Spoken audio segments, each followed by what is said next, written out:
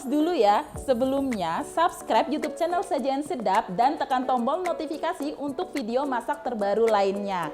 Kalau kamu suka video ini, langsung like, komen, dan share ke sosial media kalian semua ya. Yuk lanjut nonton videonya.